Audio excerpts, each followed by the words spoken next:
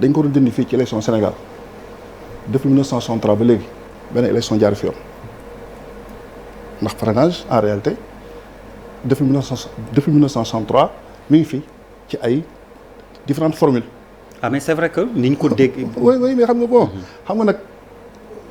li mu wax 2019 la gën a fës. oui mais je veux dire xam nga dëkk kam xam nga le Sénégal n'existe pas que depuis 2017-2019. oui ça aussi Sénégal quand même c'est une trajectoire.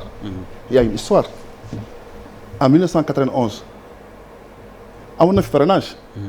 mais dañ ko jagle woon les listes indépendantes. vous vous rappelez non. on avait dit que nañ joxe 10 000 signatures. pour être pour mën a compétir. ci élection yi. ki nga xam ne am na parti. du joxe benn parrainage. moo tax boobu temps jaay kayitu parti. quand même doon na loo xam ne tout le monde l'avait constaté ici au Sénégal. maintenant li jëm ci parrainage yi ñuy wax. man vraiment je ne suis pas spécialiste du droit.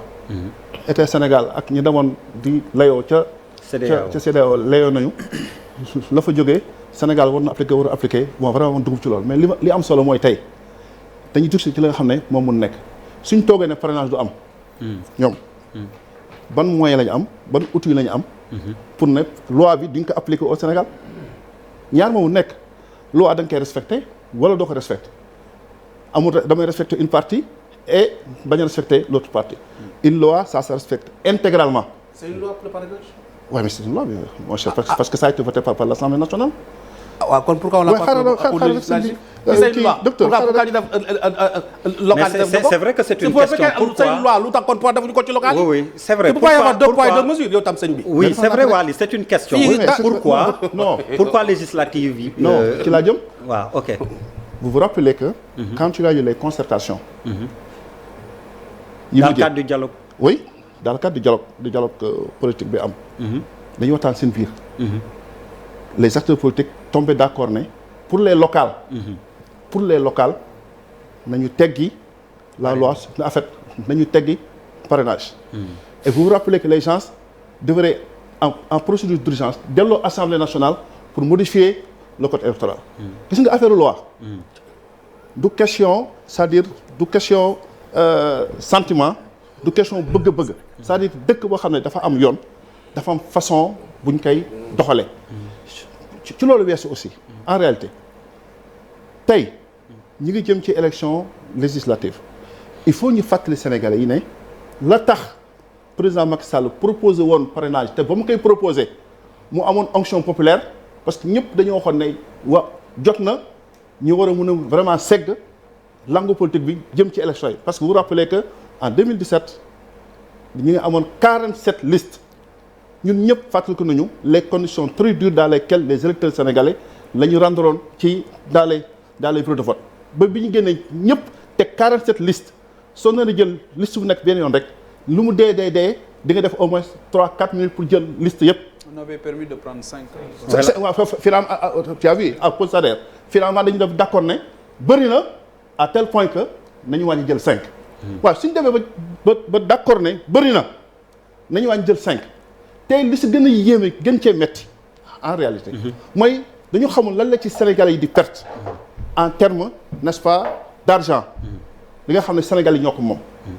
Lañ ciy perte. Non, je vous rappelle qu'en 2017. Mais ça tient pas la route. Je vous rappelle qu'en 2017. Le bulletin unique règle ce problème. Ça tient pas la route ce raisonnement. S'il vous plaît. Mais il y a pas. Bu paree ma joxaat la parole. Mais il y a pas bu paree ma mais il y a pas encore de bulletin unique. Ah non donc. Mais le bulletin unique règle ce problème. Donc ça tient pas la route ce raisonnement. Xam nga man sooy wax damay wax li am man du ma wax loo xam ne dafa war a ñëw. C'est-à-dire que man je ne discute pas sur un bulletin unique qui n'est pas en vigueur au Sénégal. Man loolu amul ma njëriñ. Li ma amal njëriñ mooy biñ ci tolloo bay organiser élection en 2017 ñaata la trésor public sénégalais dépensé pour financer les élections législatives en 2017 18 milliards de francs CFA ci 18 milliards yooyu il y avait 47 listes. D'accord. Sur les 47 listes il y avait que 13 listes finalement qui ont eu au moins un représentant au niveau de l'Assemblée nationale. Donc il y a 34 listes yoo xam ne dépensé nañ leen ku ci nekk 300 millions pour rien du tout. C'est le coup de la démocratie. ah mais d'accord mais kon. mais c'est vrai que docteur nee na c'est le coût de la démocratie. ah d'accord mais démocratie am na coût.